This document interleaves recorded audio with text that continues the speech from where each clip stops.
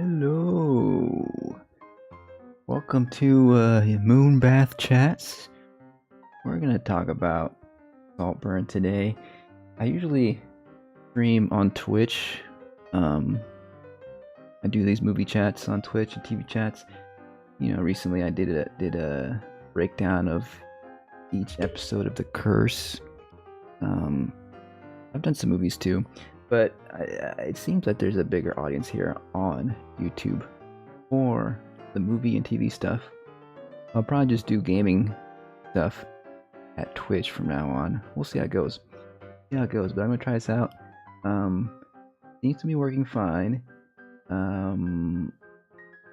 But yeah, we're gonna do the usual. We're gonna talk about, I guess, my impressions on the movie, and then we'll go through the spoiler breakdown and just go rubbing through the file, the movie file, I guess, because we're all cinephiles, right? Anyway, so we're gonna do that.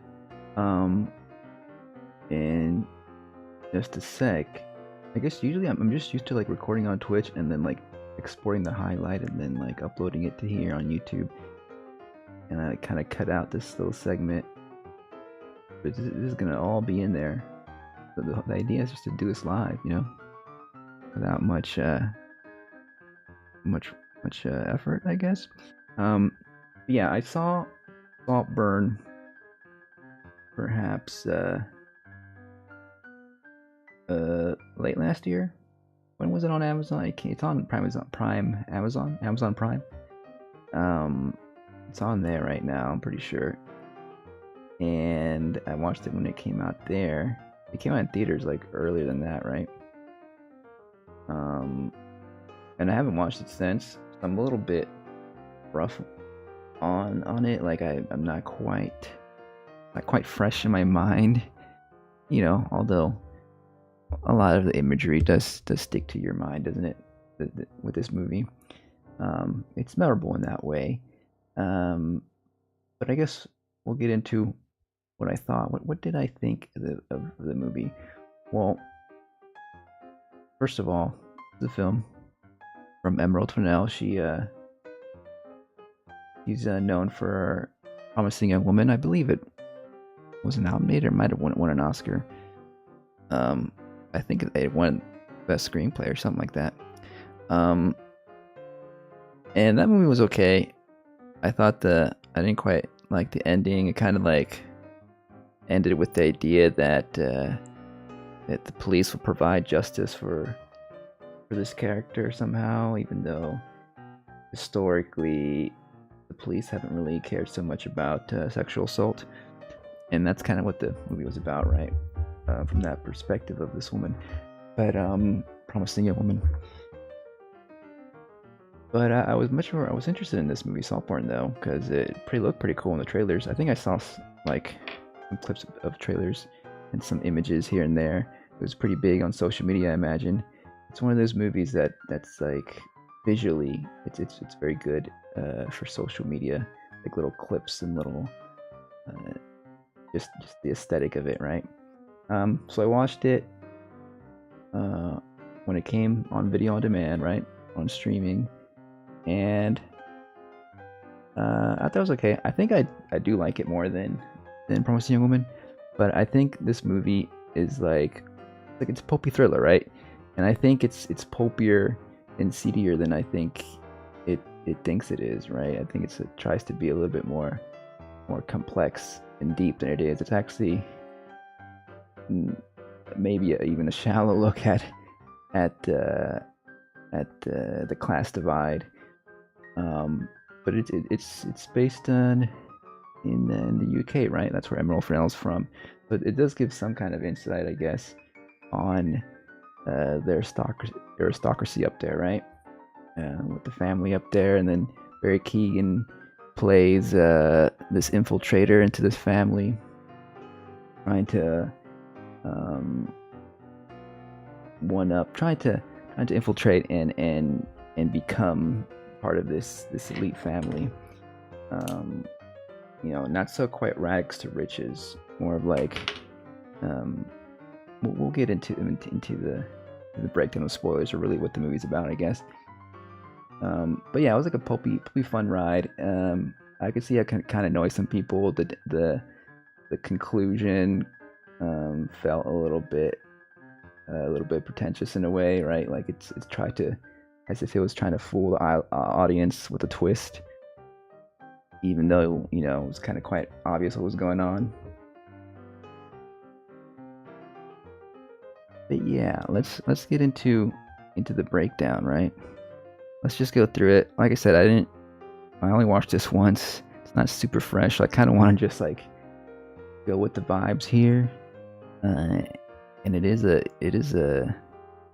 aesthetic first movie. I would say that might not be too bad. Just like judging by the images, going through it, remembering what exactly happened. I mean, it's not like that. It's not like the most complex movie, so it can be fun. It might be fun. Join me on this journey where we chill out and scrub through Saltburn. Film by Emerald Fennell. Nice font here, reminiscent of older times, right? Of this a nice little shield here. I guess it's representative of the school. What exactly does this mean? An arrow through the palm there. I never quite really looked at it. The star and a crescent moon. Do the rich think that do the aristocracy think they're like Jesus or something, getting stigmata there? What's going on? They think they're the saviors or something. And it looks to be a little cigarette case for Oliver's character, right? He probably took that from the family, reappropriating it for himself. He begins talking about what's his name? Felix Cotton, Jacob Elordi's character, and we get a preview of like, oh yeah, this is a kind of hot. It's kind of like a hot movie, isn't it? You got Jacob. I would say Jacob's hot, right? He's an attractive fella. I can see why someone can be charmed by him. Although, I think this character kind of rides on his good looks. He's not like as charming as maybe he could have been. Maybe like I feel like he's missing a little bit of depth. His character, but Jacob is a good actor. He may have provide more depth in maybe some other roles, like Priscilla, which I watched recently, or even Euphoria. But just little quick flashes of what's to come in the movie. Really, it's like a preview and a little insight on this little freak's mindset and how he says he loved this guy, right? But the movie mostly just kind of teases you with these homoerotic visions, right? And it reminds you a little bit of reminds me at least a little bit of Call Me by Your Name, those types of movies. But it doesn't quite go all the way, right? It could have gone a little further. It could really like bathe itself more in the romance, but I guess it's more about this creepy guy who just from afar admires his family and this rich family, and especially the Felix, and can't quite get intimate with them, right? Can't quite be them. He has to consume them pretty much in order to take over. I guess you could say that's the main thrust of this character's his main goal here and the theme of the movie. So we got some shots of Oxford. Pretty much, what is it? The first day of the semester. It says class of 2006, which makes you think, at least in the U.S., like class 2006 usually is the name of the class that graduates, right? They're gonna graduate in 2006, but this actually might be a little different over there in Oxford or in this movie. But apparently this is the actual year. This is the year it takes place on the 6th. I don't remember. I'm not quite clear. Is he like a third year, fourth year? What is it? Freshman? Is this freshman year? What's going on? Could be. There he is admiring Felix. Oliver's admiring Felix, and friends there. We got our first look at Farley over there on the left. You know, just being a little creepy. Starting off there, you already get an idea of like, okay, something's going on with this character. He's up to no good. He befriends this one nerd here, right? Because I guess this guy kind of recognizes that that Oliver here is kind of like him, right? He's an outsider. You know, he's not a cool kid. He's not one of the cool kids. He's all into numbers and stuff, I guess. But Oliver doesn't quite connect with them, right?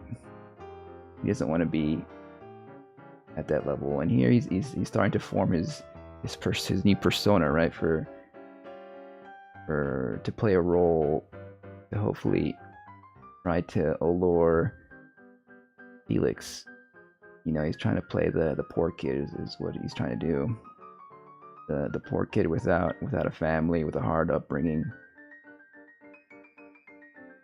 He's with the counselor here. I think, yeah, he's like kind of showing off how he's read all the stuff. He's a goody two shoes bookworm here, right? But there's some kind of issue here. I guess it's just like a typical like talk with your counselor day or something, right? We get our first look at Farley here.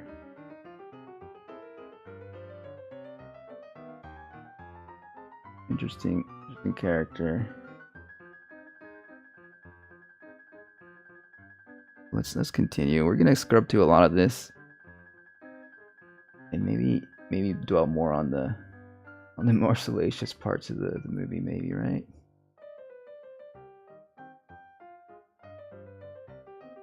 So he's starting to, you know, peer from afar. How can he infiltrate himself? How can he get into the circle of friends? And I guess the friend here is like, you're never gonna sit with the cool kids. So, you know, this movie kind of starts off kind of like the typical, you know, whether it's college or high school story about a nerd who want to be in the in crowd. But he stumbles upon Felix here with some bike problems, coincidentally, right? Later on, we find out that this is a spoiler section, by the way. If you're watching right now, I imagine you've seen this movie, right? But we do get the reveal later on that he planned this whole little accident here and poked Felix's tires. So, you know, he's like, oh, I'll offer to take your bike to your room, and you can use my bike, get to your class or whatever he's doing. A good kid, good instruction, in a way to, like, you know, get on Felix's good side right away, right? Oh, this guy helped me out that one time. They're at the pub here. You know, again, he's pretending he doesn't have much money. He gets invited over, and he's asked to go get shots, right? And he's like a little bit acting all insecure about, oh shit, I can't pay for this. And here comes the Felix to the rescue. You know, so this could lead to, could kind of seem like, oh, a nice little flirtation going on here, maybe between Felix and Oliver. You know, could this be a nice little romance story coming up of the have-nots falling for the havers? And he's got a little smile. Now he knows that, like, oh shit, like, my plan's working. I'm getting in. And then a little montage here of them growing closer growing close together. Here Farley is like really suspicious, right?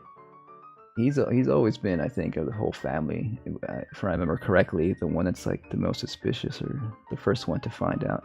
But also the sister, I think, is also pretty suspicious of Oliver.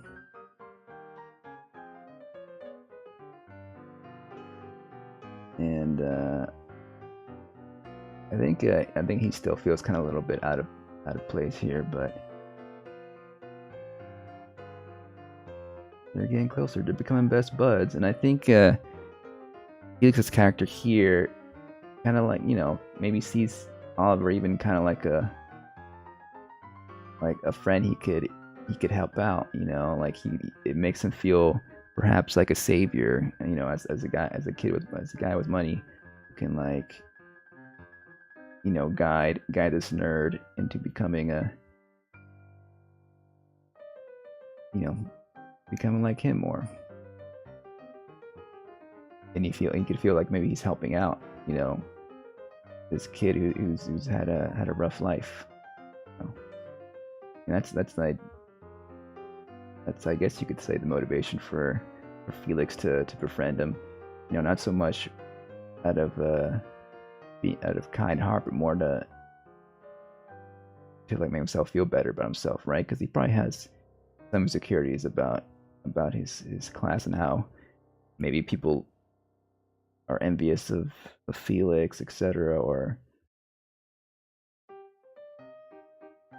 but again, the movie doesn't really go too deep into those class struggles, and so we're not quite sure. We have to kind of just surmise what's going on in Felix's mind, really, throughout the film. And at this point, his nerd friend is going bye-bye. He's like, okay, we're not hanging out anymore. And he feels a little bit betrayed, right? Even though that guy kind of instigated the friendship, and Oliver here never seemed to like want to reciprocate, right? He was just going along with it till he can find the moment to approach Felix. He's even like sneaking up behind him right here, listening in. So, I'm spying on him. Like, there's something devious going on. Something's happening. Some nice shots of Oliver admiring Felix, perhaps. I think they're complaining about the heat here. Oliver's all messy. Or no, actually it's the opposite way. Felix is the messy one. And Oliver's like complaining about it. I guess just an example of how Felix is used to like having, mates pick up for him and stuff. And his lack of responsibility, and somewhat of a indication of the class divide here, I guess. Felix is not quite as rich as Felix.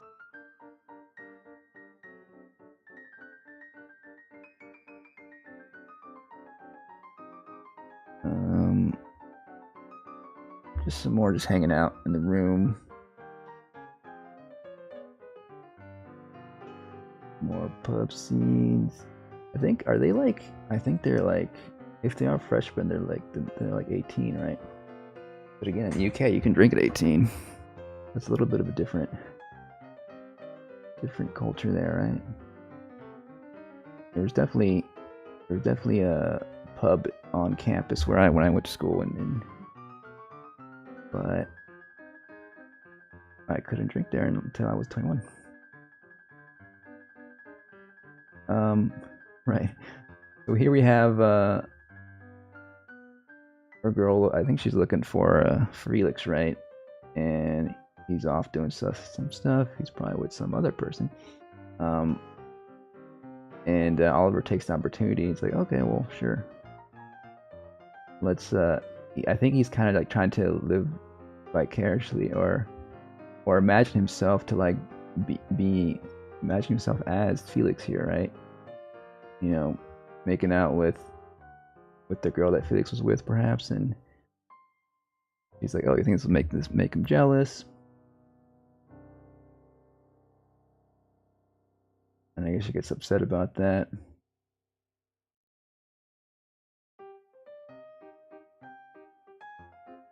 What exactly?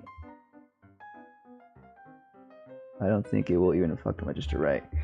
So he kind of like belittles her in that way, you know, like being blunt about it. That Felix doesn't even care about her really, right? She's just a little fling. You know, not good tact. You know, I guess a showing of like how Oliver here is a little bit, you know, unempathetic and doesn't have that tact. You know, he doesn't say the right thing, of course, and realize that how that, you know, that could hurt her. You know, it's not like the best thing to say. And maybe she wanted more with Felix, maybe not. But again, it's like just a casual college romance, right? But Oliver wants more. He throws up, I guess, in the bathroom at late night drinking. Perhaps foreshadowing to a future scene of drinking. So I guess at this point they're talking about their break or something. Oh, like I guess graduation's coming up, so this might be their last year. Hold on, here we go. Or it might be another class that's graduating and they're just there.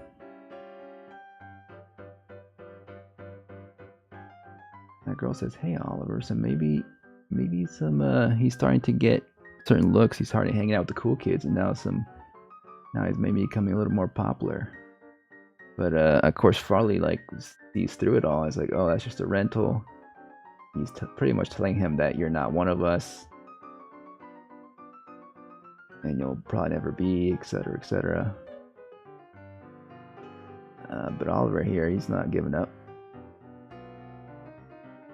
And I guess here's what they're talking about. Okay, what are you gonna do over the break, over the summer break? And he invites him over to his estate, or his country home, family's country home. I guess he tells him more about. Oliver tells him more about his mother. I think he says that she was a drug addict or something. Oh shit! All the way back to the beginning. Sorry about that. Let's scroll past again. Okay, now we're all over here. This is live, folks. Okay, we're back there. So yeah, so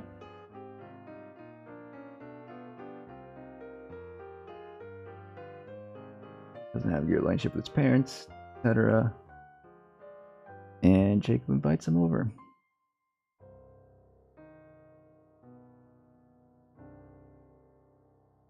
Here we get a look at the ride there. Nice place. He's planning his moves here, maybe in his head. What is he gonna do? How is he gonna take this from them? I mean, do you think he's wondering like exactly like he's gonna take over? I think he's just kind of going with the flow and like trying to see what he can get out of them and at least befriend them. You know, this movie has been compared to The Talented Mr. Ripley, movies like that. It's more, I guess you could say, a tawdrier version of that story. The butler here is dismissive of Oliver, and he comes to the rescue, showing off the place. Pretty nice, pretty nice. He even has gives him his own room to stay at. That's fancier than most of our rooms, right? And then luckily, that bathroom they got there connects there. it's almost like they're rooming together. It's like almost like brothers. Weird, like maybe not brothers. Let's not say that. But just a bathroom between them. I guess he says that the staff is gonna unpack his stuff, ask him to go to the library, I guess, to meet the rest of the family. He's in. Oh, we do see this little image here later on in the final scene. We'll get to it. This is this like representing the family, the Catton players? Yeah, the Catton is the Cotton Catton is the family name. So just a little representation of the family, as if they're playing. You know, they're aristocrats, so you know they've had a long history of being on top of society, the upper class, the upper crust, landowners, etc. Making out their lives to be like a little play, you know, making it more frivolous than it is, not really thinking about the serfs and the people below them, maids, etc. They don't take their life that seriously. They're just like actors. They're like, you know, playing a part almost, living life to their fullest, lounging out in their summer home here.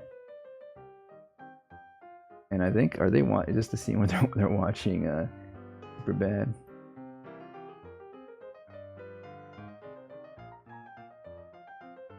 Then we'll see. Oh, there it is. Yeah. So apparently, Superbad came out the year after this, 2007. But I saw an interview with Emerald Fennell. She's saying that, like, with their connections to Hollywood or whatever, because they're rich aristocrats, they got some screeners or something, an early DVD screener or something. That's why they're watching it early. I don't think it has much significance having Superbad in there. It's like a funny movie that family was watching. Got a first look at Pamela here. Poor Pamela, family friend who kind of coast off their wealth and just kind of bohemian lifestyle she leads. And I guess she's like one of those naive characters too. Doesn't quite know what she's getting into. We'll get to her later as well. That's the first look of Felix's sister, right? Venetia. Going on there. And so they meet the family. Rosamund Pike here's playing the mother. Really good character. Probably has one of the funnier lines in the movie. Richard E. Grant as the father here. That's Carey Mulligan, of course. Pamela.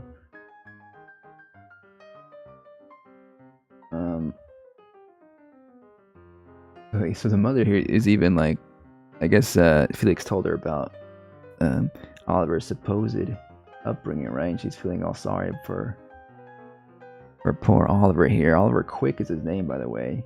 I guess a little bit of a twist on Oliver Twist, the Dickens character.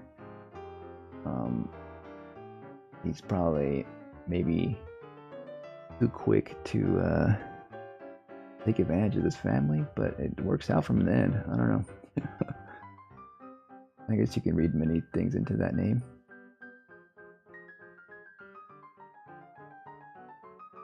I guess he's looking at it, the clothes already put in the closet. He's like, oh, don't worry about my family. They're just teasing you and stuff. Don't worry. And I guess, yeah, he's like saying, oh, we gotta get dressed up for dinner, because these folks, they dress up for dinner. First family dinner together. I think Pamela here is talking about her boyfriend. She's oblivious, doesn't know that he's like a kind of Russian gangster or something.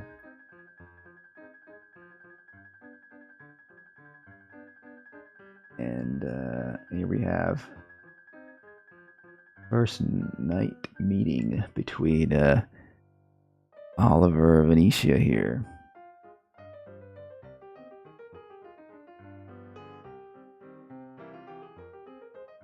She says that basically he's like just another little toy for Felix to play with, pretty much. And that he'll get bored of him, right? Eventually. And mentions some other friend that Felix had that got invited to the family home. We're all cold-blooded. Haven't you noticed?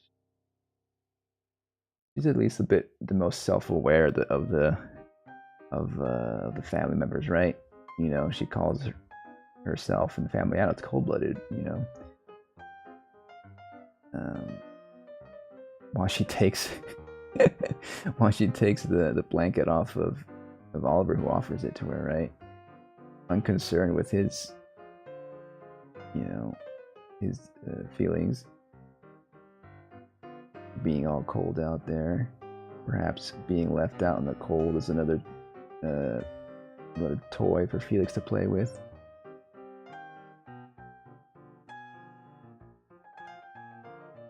And, you know, she says, why Felix likes you so much?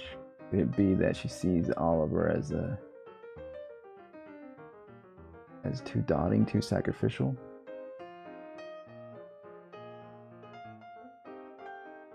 Allowing himself to be debased in this way, perhaps, and doesn't care.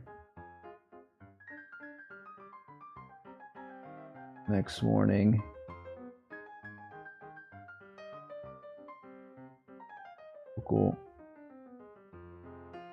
Typical morning of aristocrats.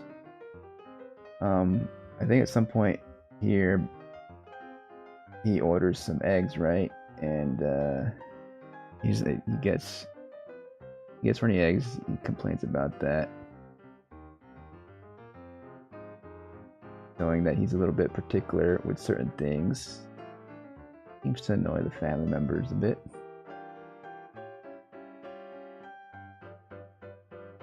No biggie. I guess here's more of a montage of, I think it's the start of a montage of just like him hanging out with the youngins, the Felix and Farley and Venetia. And I guess this kind of just shows that, you know, maybe they're all like a little bit bohemian, or wannabes at least. Just relaxing nude in the fields, you know, without a care in the world. Perhaps reading some books. And I think they might be reading Harry Potter, because this takes place on 6, right? So I guess that was the craze back then. We all, you know, I certainly read it back then. And he's joining in. He's joining in with them, being part of the cool kids now. Butt out and everything. Relaxing by the little pond here. What a lovely life, huh? Life of leisure. Watching The Ring this time. I think that's like the American remake, right?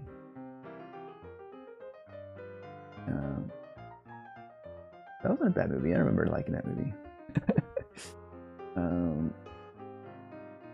Family movie night.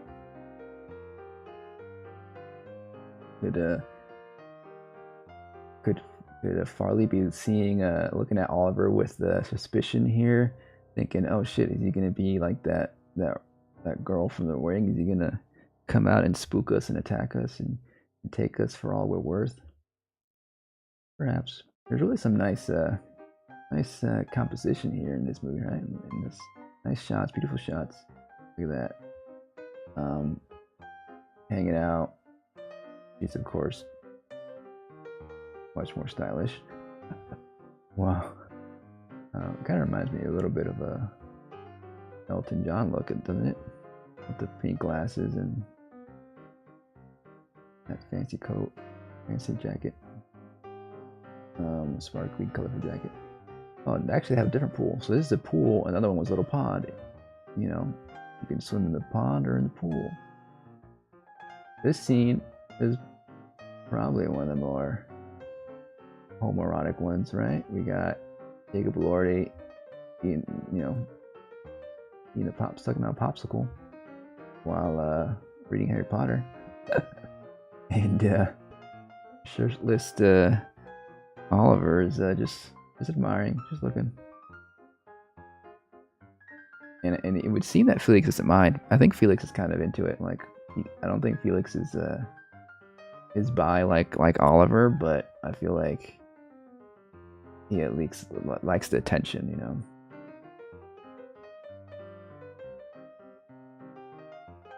What else is going on over here? Just some shots, some beautiful shots of the place, a maze. It's gonna come into the picture later.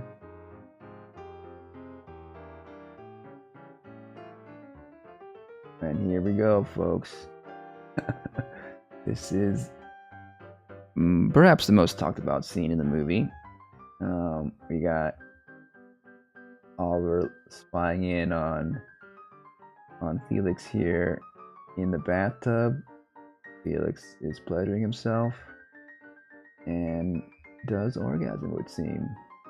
So lots of close-up sensual shots.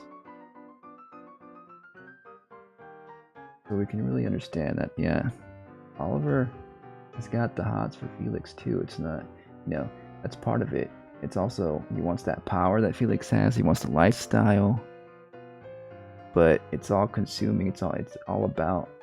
It's not just about that power and lifestyle, but it's also about being Felix. I think he just kind of wants to embody the, Felix is like almost like he's like way taller than him. He's more conventionally attractive, and so he wants to consume him pretty much. And so he decides to drink his bathwater, and it's a pretty nasty scene. Like I could understand maybe sipping a little bit of that water, but putting your face down, to the drain and licking that drain, pretty provocative. You could say that Emerald Fennell has kind of provoked her audience here, and has gone a little bit too extreme, but I think with the tone of the movie, it's kind of works, and I think Barry Keoghan plays it well, and it's definitely some nasty stuff. Licking that drain,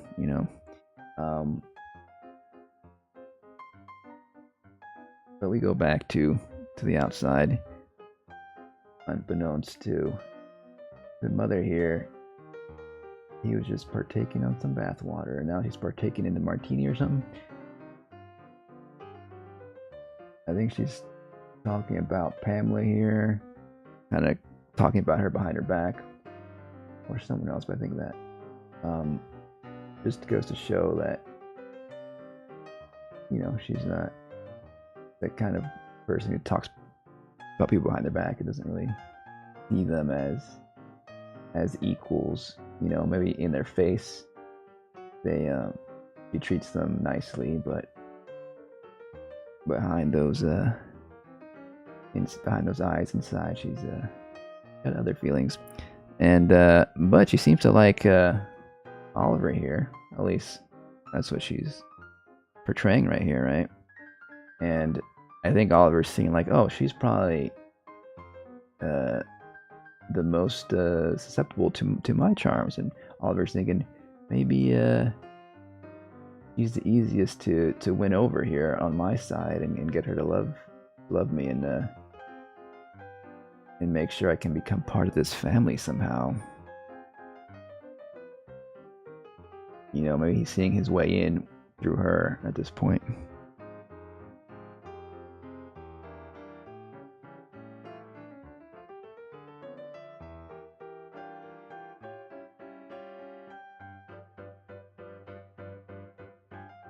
And oh shit, we kind of skipped up to our head. And now we get to the other talked about scene. Once again, she's out here, outside. He sees her through the window, comes by. It's an unusual thing to do, right? Just sit out in front of the window there. As he said, it does seem like she, perhaps, I think he mentions how she perhaps wanted his particular attention by sitting outside his window. And her nightgown. Maybe, she was cold earlier in the earlier scene.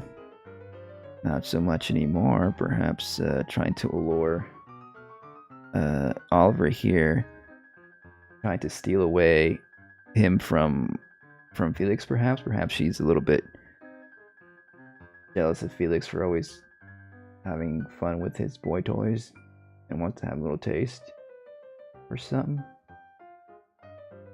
And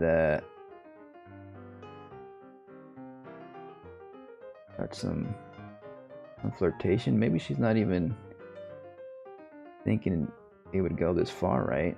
And now she's like, okay, well, let's just dive in. They make out, and he actually starts eating her out, right? While she's on her period, even. He says, "It's okay, I'm a vampire," which is, kind of a cringy line, you could say. He's a literal vampire, I guess. Drinking bath water with Felix's semen, probably, and now, drinking her blood. One by one, consuming the family, although he doesn't quite do that for the mother and father. That would have been maybe too wild for Emerald Fennell, right?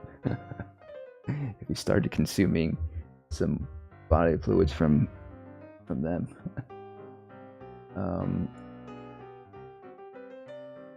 Just another family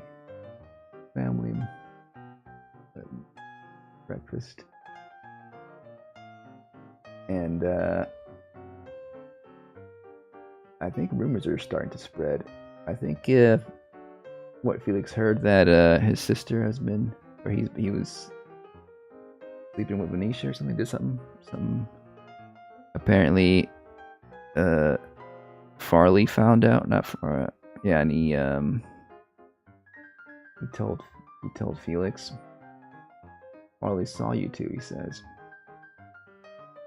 And he gets a bit mad, and now Oliver wants to, now he's actually starting to get comfortable lying for us, and he's gonna say that no, that didn't happen. Farley is making it up. He just doesn't like me, etc. And it works.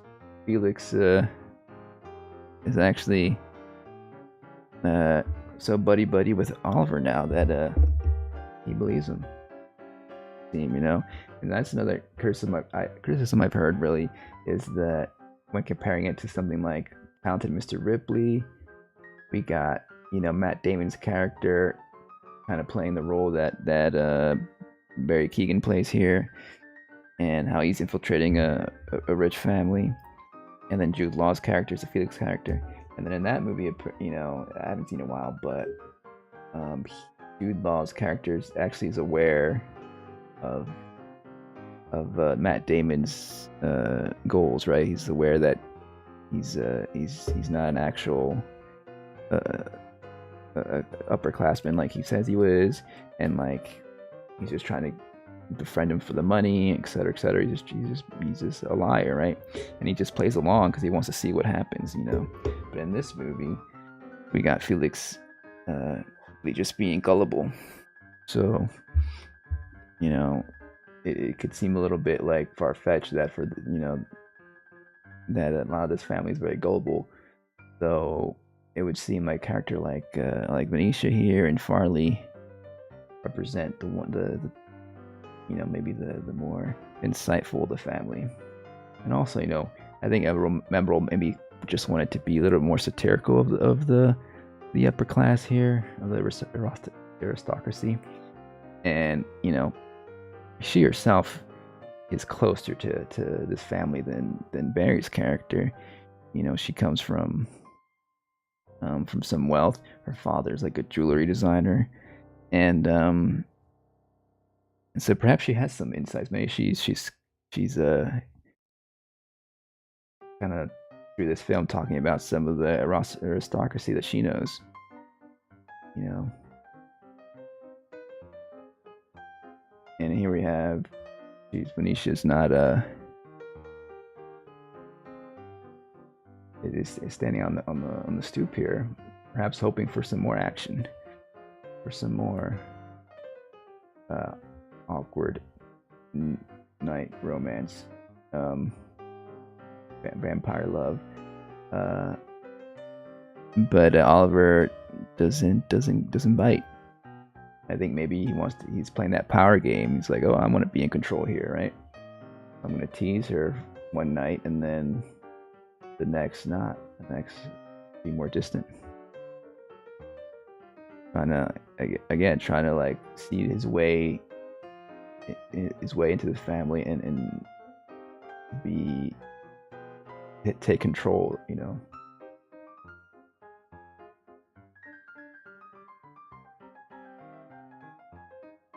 And I guess this is just a bunch of family friends. He's trying to, you know, become just one of the other members of this high society, right? Doing some karaoke here. And Felix is talking about like all the kings who lived here, or the dukes or something, or like basically the past English noble people who used to live in the house and in the area, right? Joking about who he would fuck, kind of revealing that like he's either gay or bisexual, right? Which I don't know if that was revealed before.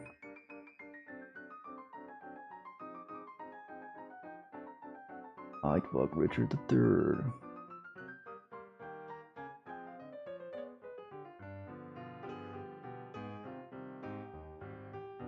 And then I think here he confronts him, right? Oliver confronts Felix about why he confronts Farley, sorry, about why he told Felix. Why did you tell Felix about me?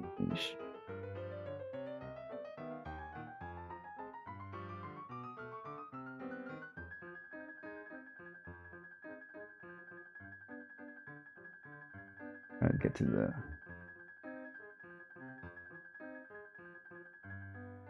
dialogue here.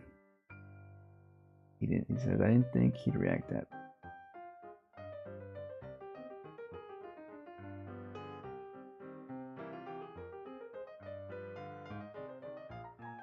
So I guess now Oliver wants to just get closer to Farley here and get him on his good side, and it's like, you don't have to go behind my back like that. You can just talk to me if you see something amiss, you know. And I think he's trying to also flirt with him now, you know. It's like, oh, like,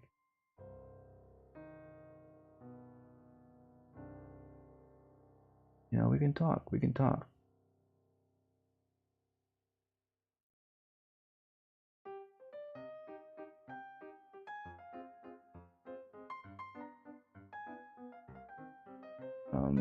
A little bit of seed there for a future seduction scene, you might say.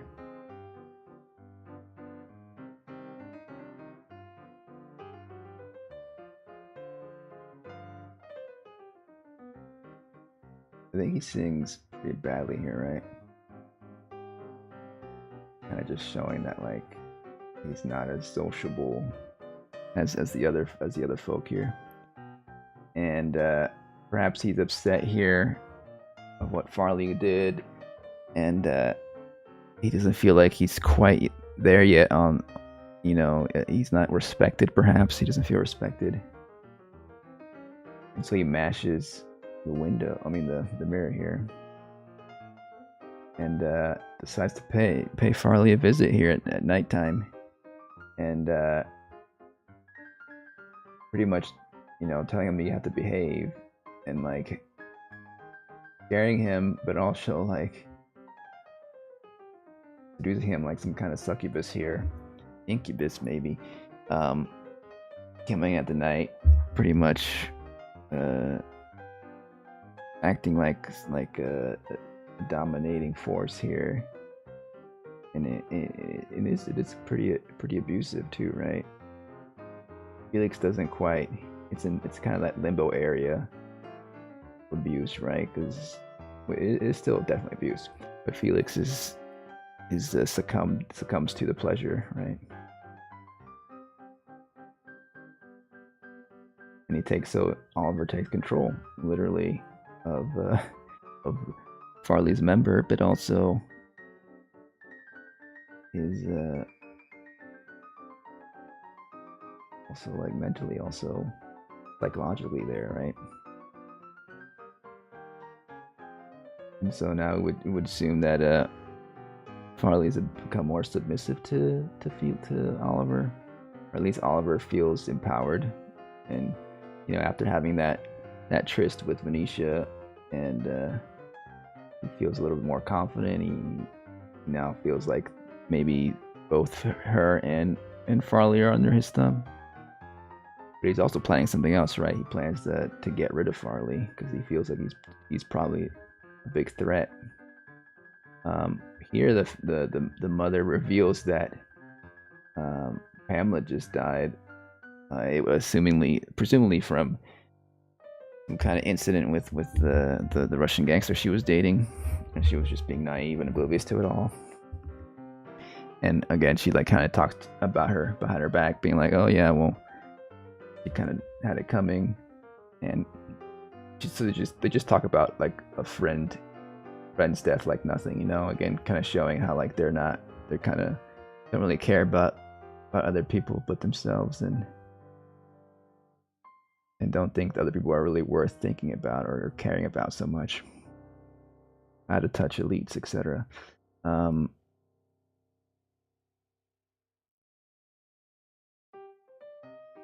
little montage here where okay, so here we have Felix wanting to go out and do something for Oliver's birthday, I think, right? His birthday's coming up, or he just wants to do something more novel, right? Let's not hang around the house too much. Let's go out and about. And it is soon revealed that Felix contacted Oliver's family, and they're gonna go and see his mother. And now Oliver's like, "Oh shit, I've been found out, or I can't do this." He's gonna find out that I'm not a poor kid. My parents aren't struggling with addiction, etc. And it's a pretty nice house. So here we get the reveal. You know, a nice neighborhood. You know, to me it would seem upper middle class. Emerald might say it's middle class. But you know, it's not really a story, as we see here, about rags to riches. It's not a story about, you know, a poor kid envious of the rich, or a poor kid infiltrating and trying to eat the rich. It's more of a middle class kid, if not maybe more an upper middle class kid, eating the rich, or trying to envious of having more. You know, he seems to have an actually pretty comfortable life, right? But he's envious of the aristocrats here. He wants it all. And he barely says anything here. The parents, of course, had no idea of Oliver's lies here, right? Seems to not be communicating with them very much. Felix kind of plays along here, right? He doesn't really out Oliver here to his parents in terms of that he was lying to him. And again, you know, maybe if this movie was a little bit more interested in the romance aspect, you know, perhaps this could have been an allegory or a scene about Barry being in the closet or something. Very, very Keegan. Oliver Quick being in the closet. But didn't really talk too much about it. Just that you get the sense that like, yeah, you lied to me and you're over with. Like Jake, Felix is pretty much done with Oliver here. And he's like, we'll still have your birthday party, but after that you're gone. And he was pretty upset. And you know, he was lied to. Oliver is probably his lowest point here at this point, you know. And he has to find a way to save himself, you know, because now that that Felix knows his truth, and he isn't some poor kid. I think Felix no longer even needs to have him as a friend, right? Because like he only wanted him as a friend because he wanted to be the savior type. He wanted to be the good friend who can provide or give a nice glimpse of a life to his poor friend, you know, and feel good about himself. But now that it just turns out he's an upper middle class, it's like, well, I don't need you, and plus you lied to me, so whatever. And he's gonna move on, you know, kind of like I guess he did for this previous friend that his sister mentioned. So now Oliver's trying to concoct some kind of mischief. What can he do? He's taking the role of the satyr here. Some kind of devilish creature. From, I guess it's the theme of the party is Midsummer's Night's Dream. Tries to talk to Jacob here. Not to Jacob, sorry. To Felix. Lordy is Felix. But pushes him away, of course.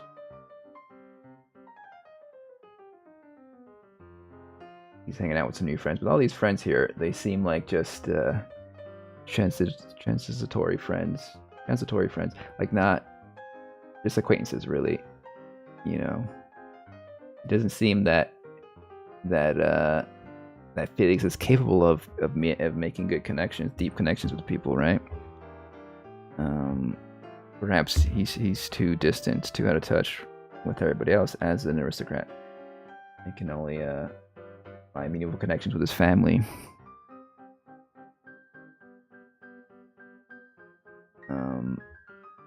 And perhaps he was hoping to find some of that with Oliver here. And that went kaput. We got a pig roast. More animal figures. Is that a horse or cow? And here we have Felix showing up. So apparently, oh yeah, Felix was thrown out earlier because he was caught apparently gonna sell some of the silverware or something from the house. And we find out later that it was Oliver who set that up and framed Felix to get him out of the house. But Felix, sorry, not Felix, Farley is back here, and he was in disguise, you know, pretty much threatening Oliver here. He sees right through him, and he's saying basically that he'll never leave. He'll always have a home here. They'll take him back. While you, Oliver, you'll never find a home here. You know, they're gonna spit you out. You know, you don't belong here, etc. And Oliver is like, you know what? I'm gonna show you. And I guess he's concocting his plan here, right? At some point he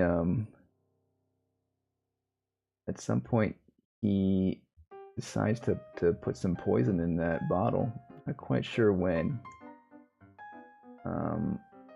But I guess he notices the opportunity here where Felix goes to the maze, stands by that bull man, making out with that girl, confronts him, perhaps trying to one last time get on his good side, one last time, hoping Felix can forgive him. But I guess he plans out. He knows that he'll drink his bottle. You know, it's kind of not the perfect plan, it would seem, right? I mean, what if he doesn't want to drink what he has, you know? But he does drink the bottle, and later on we see what happens. Getting kind of close, some more erotic elements here, but it's for naught. He still rejects them, and at this point, Oliver's like, "Well, if I can't win over Felix, he's just gonna have to die." And maybe through that morning, I'll replace him. Maybe I could become the new, son of the family. Wakes up the next morning to people screaming, running around, looking for Felix. Just a typical morning after the party, right? Everything's a mess. Their mother went to the maze. A little flash forward again to the scene of we saw earlier of Oliver going over the story of kind of being the narrator for the film. Later to be revealed, he was talking to a comatose mother, right? What's her name? Elizabeth Catton, Rosamund Pike's character.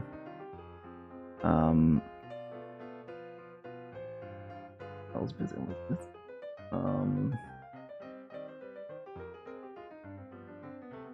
Nice little drone shot there, drone shot. Turns out Felix is dead. The father isn't quite ready to believe it yet. Everyone else is like knows he's gone. They go back to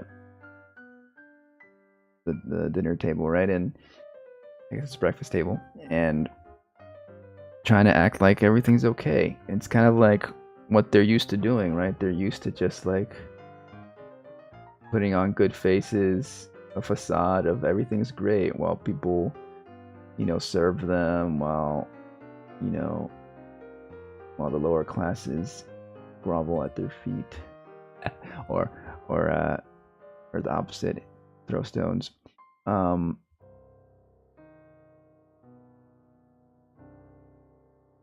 And so yeah, they don't want to like really face the fact that he's gone, so they're trying to just keep it inside, like they do with a lot of their emotions, right? And Barry also doesn't seem quite as perturbed or mournful, but that's because he killed them and he doesn't really care about him in that way. I mean, I guess he did love him in a way, but he feels like if Felix is gonna love him back, then he's better off dead. So he is so they're all like sociopaths in a way, but in just different ways. While Venetia here is probably the normal one, I guess. Actually, outwardly showing her emotions. She's always stood apart from the family. As we've seen earlier on. The corner's outside. She fills her drink, overflows her cup. Interesting lighting here. Ups the intensity of the moment.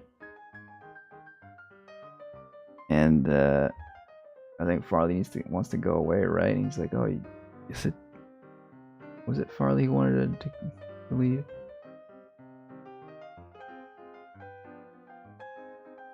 He questions what he's still doing here.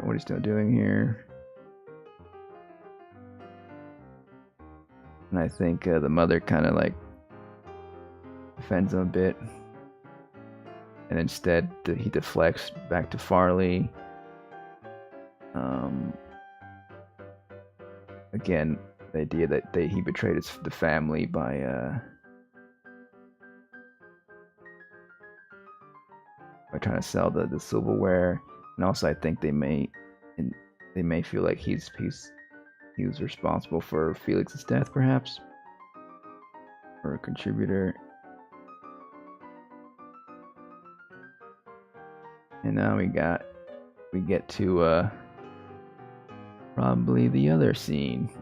Maybe there's a third. There's maybe about 4 big major scenes that stand out from this movie that get people talking, right?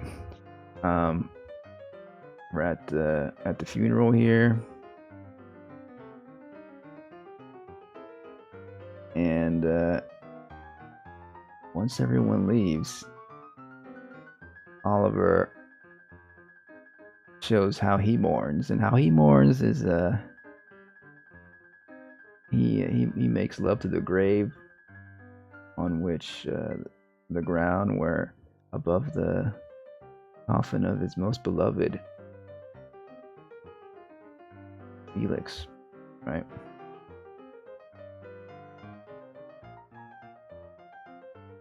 And yeah, it's a pretty intense scene. You know, he gets all dirty up in there, literally and figuratively. Perhaps another provocative scene, but it makes sense for his character. You know, he's that freaky freak, and now he's gonna talk to Venetia here. She's completely lost it. She's in deep mourning. She's like drinking. She's uninhibited completely. She actually shows that she knows exactly who Oliver is, right? And he says how like they call him a little spider. The way he crawls about, I guess, stalks about. And she sees him for who he is. You know, she says, "You'll eat us from the inside out."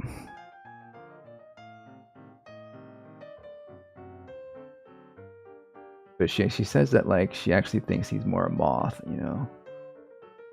You're a fucking freak. I think a moth is more subtle than a spider, right? Teases him that you want to be him. You're wearing his underwear, maybe.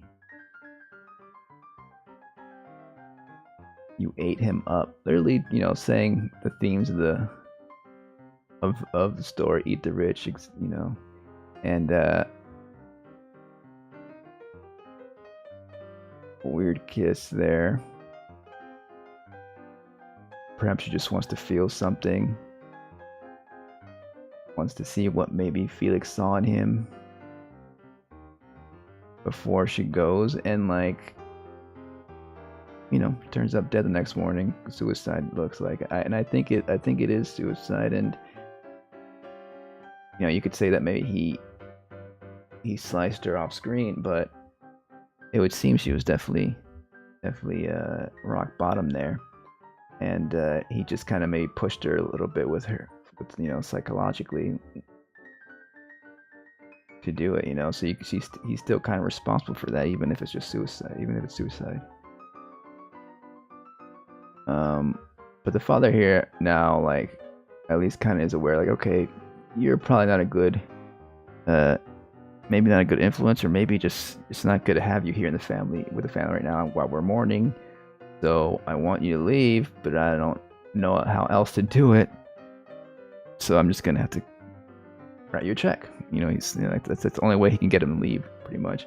Also because I think Rosamund Pike's character is still attached to Oliver here.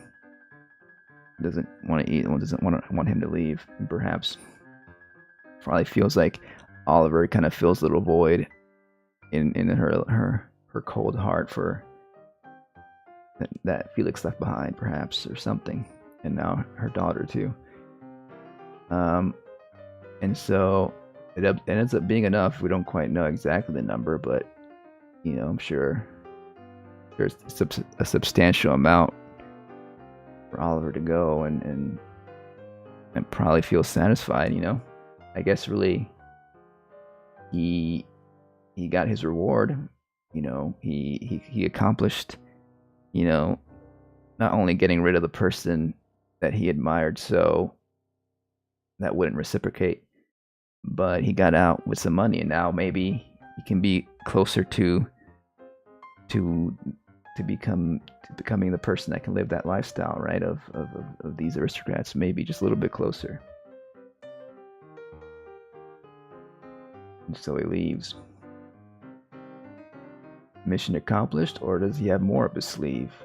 It would seem more, like we have here, what, years later or so.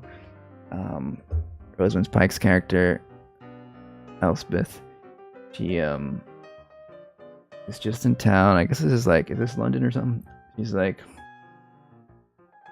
just stopping by. She has like a flat nearby, so she's just checking in on it, and finds Oliver here, coincidentally.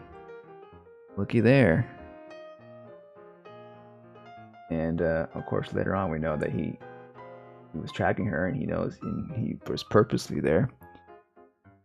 And you know, they catch up, you know, and it seems that that she still has a soft spot for Oliver, and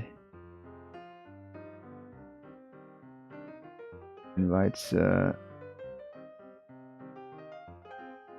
to come over. And I think he like, she sign over, she like gets on her good side enough for her to sign over the documents, right? Or the will to state his name or something. Is that what's going on?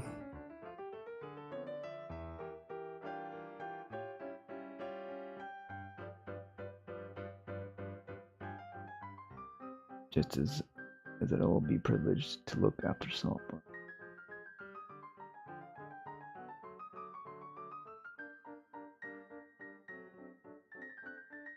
And I guess she's severely ill.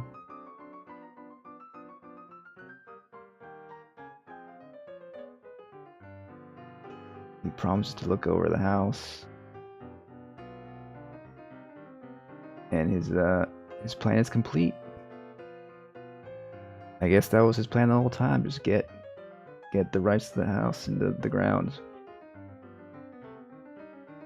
We got there in the end, didn't we?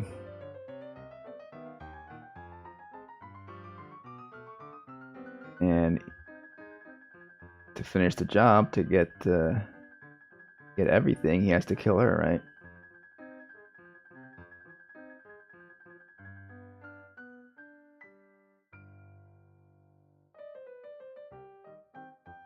So he takes out the breathing apparatus, but first he goes by and tells exactly his whole plan, like an evil supervillain, you know, list out like the end of a mystery story, right? He lays it all out, and like, it's exactly what I did. I punctured Felix's tire in the beginning. I pretended to be working on a project there, on work or whatever, but I knew you were coming. He wrote the email saying, framing Farley out to be a thief. He's the one who poisoned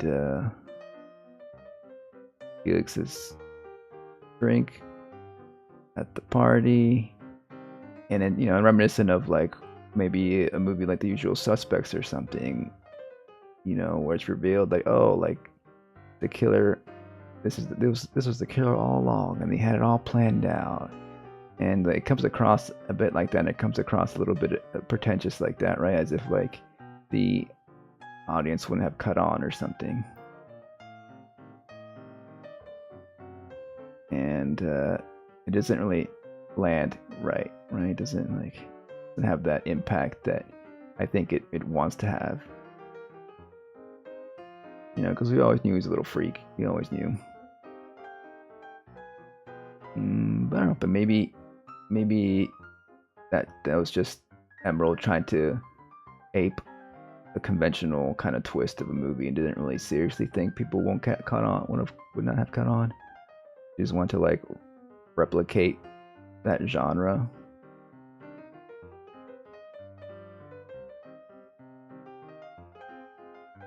Or montage of him loving Felix. You know, he says he loves him, but more like a sociopath who loves somebody, right? And he rips out breathing tubes. And now the house is his. The place is his. He's finally, you know, he's won the game. He's now part of the upper crust. And we get to another scene that's like talked about. Him naked running around, dancing to a song. What's it called? Murder on the Dance Floor. Nice little dance song. And all happy, content. And it makes sense, like, he can do what he wants now. The whole family's gone. He has the house to himself. You know, if you have the place to yourself, you know, sometimes you dance around naked, right? And so like he ate the rich literally, and he took it all from them. So I think it makes sense. He looks at this little diorama here, little picture that we saw earlier. You know, he's like, guess what? I'm part of this lineage now. I've taken over, and he could admire them as just a little picture on the wall there, you know, while he reigns supreme over the property. And that's Saltburn. Yeah, you know, it's like it was a fun little watch, I guess. A pulpy thriller, like I said.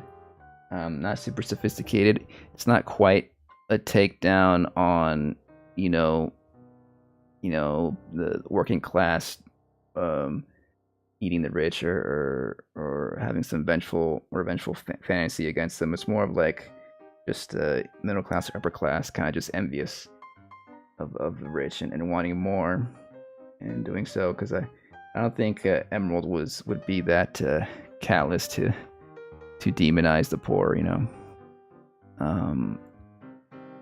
But I don't think she's in touch enough to do, you know, a more sophisticated, more complex social commentary on class.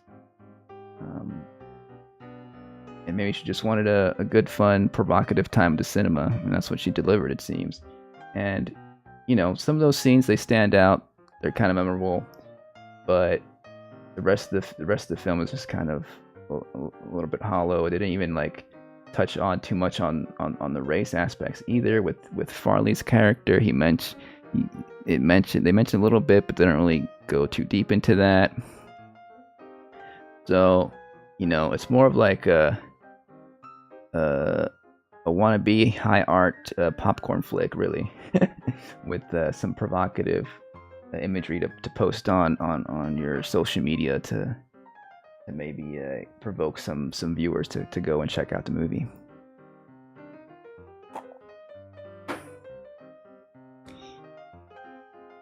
Yeah, that's the general idea. It wasn't like I didn't really want to like watch the movie again to like really deeply analyze it, to, you know, because I didn't feel like there was too much to say about it. Especially, you know, people have been talking about it for a while now. It's a big film discourse movie.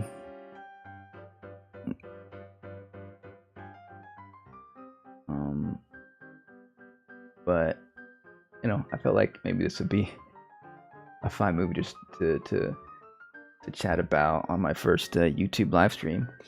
Because yeah, I usually do it on Twitch, but I think, like I said, I think there's more people out here on the YouTubes watching movie analysis and movie discussions than over there. So yeah, so that's Saltburn. Thanks for sticking around this long, I guess, and hanging out. We'll be doing more stuff in the future. The the Oscars are coming up, so we may be talking about some of those movies. Maybe I'll do a list of, or maybe I'll chat about my favorite movies of the year. I don't know. I do make a list. I end up making a list every year on my favorite movies. I usually put them in somewhat of a chronological or somewhat of an order, not chronological, somewhat of an order, rank them, but don't exactly finalize it until like maybe around the Oscar season. Yeah, so like around then I might even do a little movie chats session of just going over my favorite stuff that I watched, and even TV shows too, because I think, you know, especially these days, like cinema, you know, you associate that with movie feature films, but it's also TV is also kind of like just extended cinema. A lot of times it's its own medium, and it has its own you know, benefits to it, and then the idiosyncrasies when it comes to storytelling. It's a more long form thing, but it's as much as an impactful art form as movies, I think, these days especially. Maybe we'll talk more about that, just random end of the year stuff, even though by the time the Oscars comes around it'll probably be March or something. I don't know. Anyways, I guess I'll be doing more of this later on. Usually I like I said, usually this cuts out because I highlight it on Twitch, and it usually gets I cut out this little ending segment. And I don't know how the algorithm's gonna work. I don't know if this is gonna show up on people's homepage or not. And when you go to the channel, I think it's gonna be in the live section, not in the video section. So anybody looking to see past videos of me talking and chatting about movies and shows will have to go to that section. I don't know if I typically don't go to the live section. I typically go to the video section when I look up channels. So I don't know how that's going to work in terms of getting views or not. Yeah, I guess we'll see. We'll go along with it. Maybe I'll go back to Twitch. Maybe I'll try simulcasting, even though that might be a little more of an issue, because I don't know if my computer can do that. I don't know. I would have to use the third-party service. That could be complicated. But we're trying this out, and we'll see how it goes. And yeah, yeah, leave some comments if you want to discuss more of the nitty-gritty. I'm sure I missed some things. Like I said, it wasn't like a super detailed breakdown. You know, I feel like I usually reserve more detailed breakdowns for stuff I'm like super into. But I thought it'd be nice to at least give some thoughts about Saltburn, because it was such a much talked about movie, you know. We'll see. Stay tuned to the channel. There's also on Mastodon, I post there. I can find the link here. Here it is. You know, you can find I guess my thoughts. I'm mostly just posting like links to the videos and live streams I'm doing. But then you go on my description and you can check out my about page as well. All my socials that I got going on. You know, I'm Moonbath at Twitch. I also I have some other YouTube channels in the links below. So if you're interested, check it out. All right. See you later, folks. See you next time. Yeah, maybe next time we'll get some people in the chat and we can chat live, you know. Bye bye.